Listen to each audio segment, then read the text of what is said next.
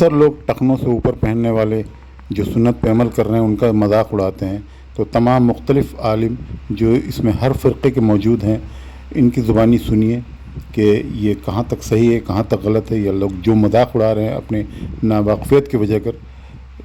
کم علمی کی وجہ کر، تو وہ تمام لوگ یہ سنیں ان کی دلیل۔ یہ تمام محمد خالد گجرات: اگر نماز میں ٹخنوں سے نیچے پینٹ یا شلوار ہو تو کیا نماز ہو جائے گی؟ رسول اللہ صلی اللہ علیہ وسلم نے فرمایا ان اللہ لا يقبل صلاة رجل مسبل ازارہ،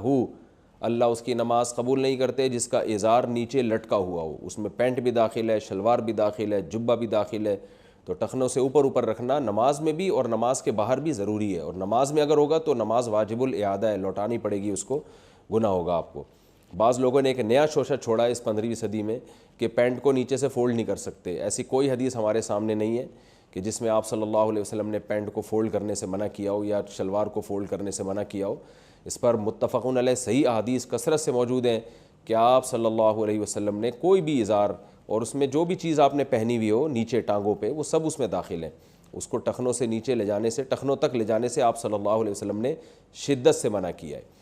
تو اس لیے اس کو آپ نے اوپر رکھنا ہے، چاہے شلوار کو موڑ کے یا پینٹ کو فولڈ کر کے، کسی بھی طرح سے۔ آج تک علماء صلحاء اسی پر عمل کرتے آئے ہیں۔ اب یہ اور اس کا تیمم ٹخنوں سے نیچے تھا، آپ صلی اللہ علیہ وآلہ وسلم نے اس نے آ کے سلام کیا، آپ نے جواب دیا، فرمایا کہ وضو جا کے دوبارہ کرو، اور فرمایا کہ جس کا کپڑا ٹخنوں سے نیچے ہو اللہ تعالیٰ اس کی نماز قبول نہیں کرتا۔ وہ تو اس کو ایک آپ سمجھیں کہ پلنٹی کے طور پہ کہا کہ وضو دوبارہ کرے، آپ نے یہ نہیں فرمایا اس میں کہ تمہارا وضو ٹوٹ گیا، بلکہ اس کو یاد دہانی کے لیے بات کہی کہ وہ ٹخنوں سے اوپر شلوار کر لیں یا تہمد اوپر کر لیں، تو ٹخنوں سے اوپر ہی کرنی چاہیے، کیونکہ بخاری اور مسلم کی باقی احادیث اتنی سخت موجود ہیں جس کا کپڑا ٹخنوں سے نیچے ہو، اگرچہ اس میں تکبر کے الفاظ موجود ہیں، وہ دوزخ میں ہے۔ لیکن آپ ایک اور حدیث میں اللہ کے نبی نے ارشاد فرمایا کہ جس شخص کا کپڑا ٹخنوں سے نیچے ہوتا ہے اللہ اس کی نماز کو قبول نہیں کرتا۔ تو اسی لیے فقہاء نے لکھا ہے کہ پہلے تو لباس سلوانا ہی نہیں چاہیے ٹخنوں سے نیچے کا، ٹخنوں سے نیچے کپڑا رکھنا یہ حرام ہے، ناجائز ہے، گناہ کبیرہ ہے، ٹھیک ہے۔ کپڑا موڑنا یہ مکروہ ہے، مان لیجیے کوئی کپڑا آپ نے موڑ لیا، جیسے یہ موڑ دیا، تو نماز کی حالت میں یہ مکروہ ہے، نہیں کرنا چاہیے ایسا۔ اب کسی نے سلوائی لیا ہے تو مکروہ سے جو حرام سے بچنے کے لیے، کیونکہ کپڑا جو ہے نا وہ ٹخنوں سے نیچے جا رہا ہے، یہ حرام ہے، اور کپڑا موڑنا مکروہ ہے، تو پہلے تو سلوانا ہی نہیں چاہیے۔ لیکن اگر کسی نے سلوا لیا ہے تو اگر ٹخنوں سے نیچے کپڑا رہے گا تو حرام ہے، نماز قبول نہیں ہوگی، حدیث سے یہ بھی ملتا ہے۔ اور جہنم میں اتنا حصہ ہوتا ہے، اللہ کے نبی نے بڑی سخت وعیدیں بیان فرمائی ہیں۔ تو اس حرام سے بچنے کے لیے موڑ لو بھیا، کم از کم مکروہ کا ہی تو گناہ ہوگا تمہارے نام اعمال میں۔ جب تم نے سلوا لیا کپڑا، نماز پڑھنے بھی تم آ گئے، تو کم از کم مکروہ کا گناہ ہوگا، حرام سے تو بچ جاؤ گے، اسی لیے کہا گیا کہ اس کو موڑ سکتے ہیں، ٹھیک ہے۔ نیچے لٹکتا ہوں شریعت میں حرام ہے۔ صحیح مسلم کی روایت ہے، نبی اکرم صلی اللہ علیہ وسلم فرماتے اور کہتے ہیں 3 آدمیوں سے اللہ قیامت کے دن کلام نہیں کرے گا، بات نہیں کرے گا، ان کی طرف نظر رحمت بھی نہیں ڈالے گا،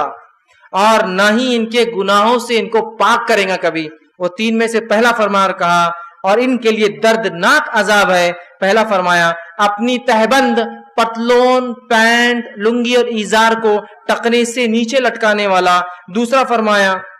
اور کہا چیز دے کر احسان جتلانے والا، اور تیسرا فرمایا جھوٹی قسم کھا کر اپنے مال بیچنے والا۔ تو اس میں پہلا شخص جس سے نہ بات کرے گا، نہ کلام کرے گا، نہ رحم کرے گا، نہ اس کی مغفرت کرے گا، دردناک عذاب ہے اس کے لیے۔ وہ شخص جو اس بال اپنے پینٹ، پتلون، تہبند، لنگی کو جو کیا کرتا ہے، ٹخنے سے نیچے لٹکاتا ہے۔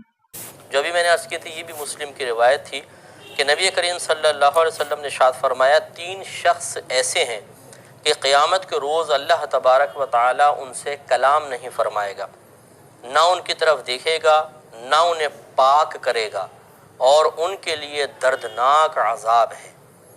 ذرا غور کریں، 3 اشخاص ایسے ہیں کہ قیامت کے روز اللہ تعالیٰ نہ تو ان سے کلام فرمائے گا اظہار ناراضگی کے طور پر، نہ ان کی طرف دیکھے گا، یعنی نگاہ رحمت ان کی طرف نہیں آئے گی، رحمت کی توجہ ان کی طرف نہیں ہوگی، نہ انہیں پاک کرے گا، یعنی گناہوں سے پاک و صاف نہیں ہوں گے، اور ان کے لیے دردناک عذاب ہے۔